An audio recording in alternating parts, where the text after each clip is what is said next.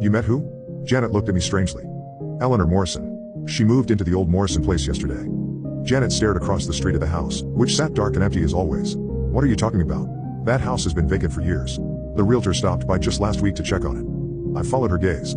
The house looked exactly as it always had, neglected, overgrown, and obviously uninhabited. No fresh paint, no rose bushes, no polished mailbox. But I was just there this afternoon, I insisted. I had tea with Eleanor Morrison. There's no one living there, Janet said firmly. And the Morrison family all died in 1983. Every last one of them. That night, I stood at my kitchen window staring at 847 Birchwood Drive. The house was completely dark, looking as abandoned as ever. But I could swear I saw the faint outline of furniture through the windows, and the yard definitely looked better maintained than it had that morning. The next day, I walked across the street again. Up close, the house was clearly empty, windows cloudy with grime, porch steps sagging, mailbox rusted and dented. When I peered through the front window, I saw only empty rooms with dusty floors and water-stained walls. But when I returned to my kitchen and looked out the window, I could see Eleanor moving around inside, her silhouette clear against lit windows. I called the real estate company listed on the faded for sale sign. 847 Birchwood? The agent said. Yeah, that's been on our books for decades. Can't move it. Too much history, if you know what I mean. Why, are you interested? Has anyone shown interest recently? Any new tenants? Not in the 15 years I've been with this company.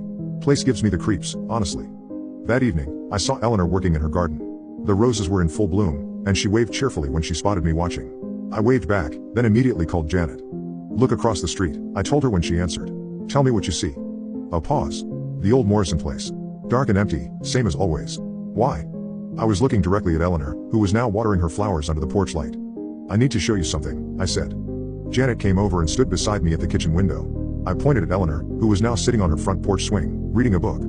I don't see anything, Janet said, concerned. Just an empty house. But Eleanor looked up at that moment and waved directly at us.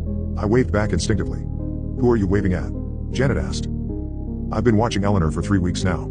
She maintains her beautiful home, tends her garden, and lives what appears to be a perfectly normal life. Sometimes I see other people visiting, an elderly man who might be her husband, children who could be grandchildren. They have dinner parties with soft music drifting across the street. But no one else can see them. According to everyone in the neighborhood, 847 Birchwood Drive remains empty and has been for 40 years. Yesterday, Eleanor invited me over for tea again. This time, she showed me family photos. This is my brother William and his wife Margaret, she said, pointing to a wedding photo. And these are their children, Sarah and little Tommy. The photos showed the family that supposedly died in 1983.